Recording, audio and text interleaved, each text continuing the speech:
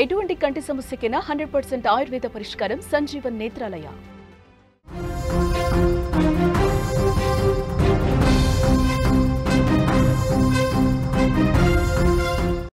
Breaking news చూస్తున్నాం. నెల్లూరు జిల్లాలో ఘోర రోడ్డు ప్రమాదం జరిగింది. మినీ వ్యాన్ను లారీ ఢీకొట్టింది. ఉలవపాడు మండలం చాకిచెర్ల వద్ద ఈ ఘటన జరిగింది. పల్నాడు జిల్లా పిడుగురాళ్ల నుంచి తిరుమల దర్శనానికి వెళ్తుండగా ప్రమాదం జరిగింది. ఈ ప్రమాదంలో 3 చనిపోయారు, మరో 7 తీవ్ర గాయాలయ్యాయి. ప్రమాదం అనంతర దృశ్యాలు స్క్రీన్ మీద మీరు చూస్తూ ఉన్నారు. హృదయ విదారకంగా ఆ దృశ్యాలు కనిపిస్తూ ఉన్నాయి. నెల్లూరు జిల్లాలో జరిగిన ఘోర రోడ్డు ప్రమాదంలో పల్నాడు జిల్లాకు చెందిన ఒకే కుటుంబానికి చెందిన 3 చనిపోయారు, మరో 7 తీవ్ర గాయాలయ్యాయి. వీరిలో 2 పరిస్థితి విషమంగా ఉంది. తీవ్రంగా గాయపడ్డ 2 మెరుగైన వైద్యం కోసం నెల్లూరుకు తరలించారు.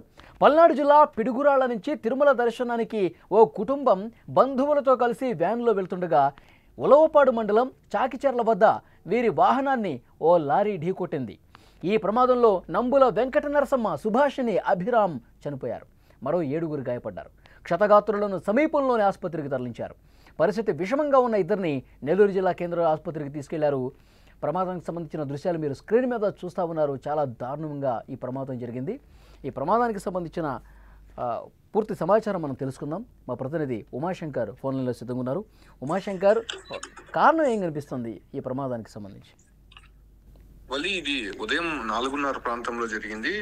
ఒకటి తుఫాన్ డ్రైవర్ నిద్రమత్తు కావచ్చు, అంటే లారీ ఒక్కసారిగా వేగంగా వెళ్తున్నటువంటి లారీ స్లో చేయడం. సో ఇది నేషనల్ హైవే 65 గా ఉంటుంది.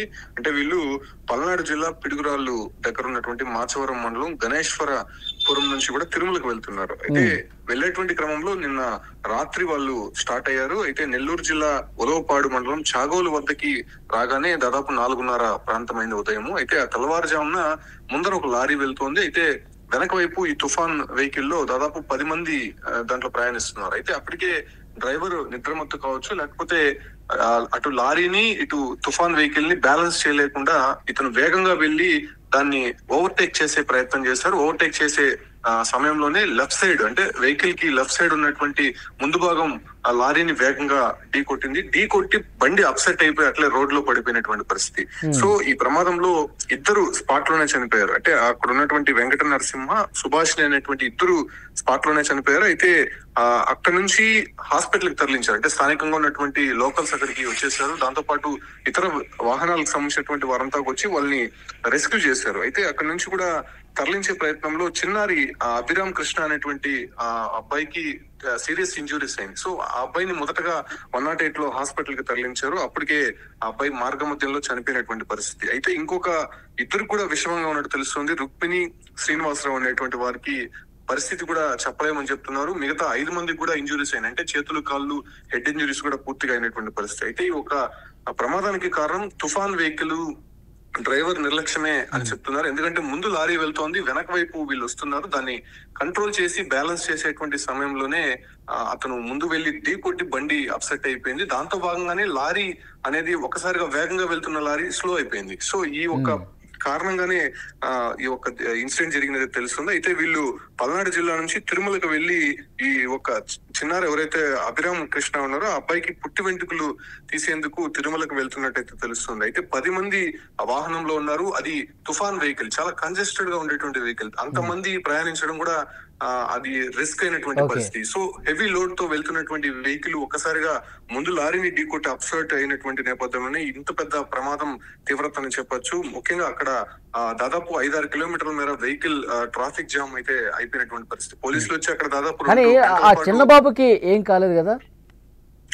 చిన్నారి అభిరామ్ కృష్ణ చనిపోయాడు. యాక్చువల్ గా ఆ అబ్బాయికి పుట్టి వెంట్రుకలు తీసేటువంటి క్రమంలోనే వాళ్ళు వెళ్తున్నటువంటి పరిస్థితి. అయితే తల్లిదండ్రులు వెంకట నరసింహ, సుభాషిని స్పాట్ లోనే చనిపోయారు. అయితే ఆ చిన్నారి కొద్ది హెడ్ ఇంజురీ ఎక్కువైనటువంటి కారణంగా ఆ అబ్బాయిని హాస్పిటల్ కి తరలించేటువంటి ప్రయత్నంలోనే మార్గ మధ్యలో చనిపోయినట్టు తెలుస్తుంది. వీళ్ళంతా కూడా కావలి హాస్పిటల్లో ప్రస్తుతం చికిత్స అందిస్తున్నారు. అయితే దానికి సంబంధించి కూడా అక్కడ ఉన్నటువంటి మినిస్టర్స్, లోకల్ గా ఉన్నటువంటి అధికారులు కూడా మానిటరింగ్ చేస్తున్నారు. మిగతా వారిని ఎలా ప్రాణాల నుంచి బయటపడేయాలి అంటే 2 పరిస్థితి మరింత విషమంగా ఉంది కాబట్టి వాళ్ళని మెరుగైనటువంటి వైద్యం కోసం ప్రభుత్వ ఆసుపత్రి నుంచి అటు ప్రైవేట్ సూపర్ స్పెషాలిటీ హాస్పిటల్ కి తరలించే ప్రయత్నం అయితే ఇప్పుడు చేస్తున్నారు. ఆసుపత్రిలో ఉన్న వాళ్ళ పరిస్థితి ఏంటి ఉమాశంకర్? ఆసుపత్రిలో ఉన్న అంటే వాళ్ళు మిగతా 5 మంది వాళ్ళు కాన్షియస్ లో ఉన్నారు, కానీ వాళ్ళకి చేతులు కాళ్ళు ప్లస్ హెడ్ ఇంజురీ అయినటువంటి పరిస్థితి. వాళ్ళంతా కూడా షాక్ లో ఉన్నారు. ప్రస్తుతం ఏం జరిగిందో తెలియదు. మనం అక్కడ బాబు చెప్పేటువంటి మాటలు వింటున్నాం. ఒకసారిగా వెళ్తున్నటువంటి క్రమంలో యాక్సిడెంట్ అయింది, అసలు తమకి ఏం అర్థం కాలేదు, డ్రైవర్ ఇది అని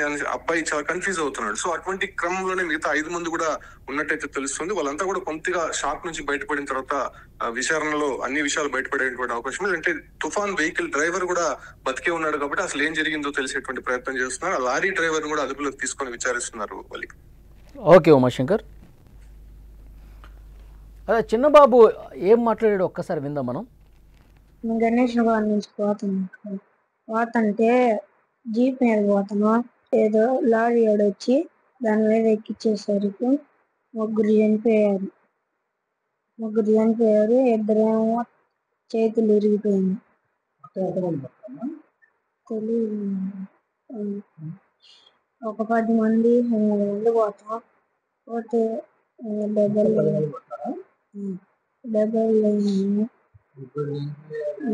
చనిపోయారు. నెల్లూరు జిల్లాలో జరిగిన ఈ ఘోర రోడ్డు ప్రమాదంలో పల్నాడు జిల్లాకు చెందిన ఒకే కుటుంబానికి చెందిన 3 చనిపోయారు. 7గురికి తీవ్ర గాయాలయ్యాయి. వీళ్ళలో 2 పరిస్థితి విషమంగా ఉంది. గాయపడ్డ వాళ్ళని నెల్లూరుకు తరలించారు. పల్నాడు జిల్లా నుంచి పిడుగురాళ్ళ నుంచి తిరుమల దర్శనానికి ఓ కుటుంబం బంధువులతో కలిసి వ్యాన్లో వెళ్తోంది.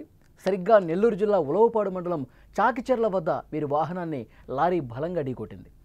ఈ ప్రమాదంలో నంబుల వెంకట నరసమ్మ, సుభాషిణి, అభిరామ్ చనిపోయారు. మరో 7గురు తీవ్రంగా గాయపడ్డ పరిస్థితి ఉంది.